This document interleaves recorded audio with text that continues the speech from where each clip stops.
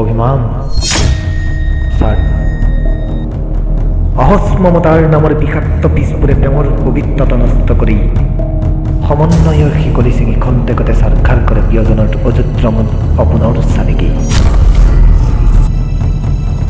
ফলত দিশহৰা হৈ পৰে প্ৰিয়জনৰ সঁচা হৃদয়।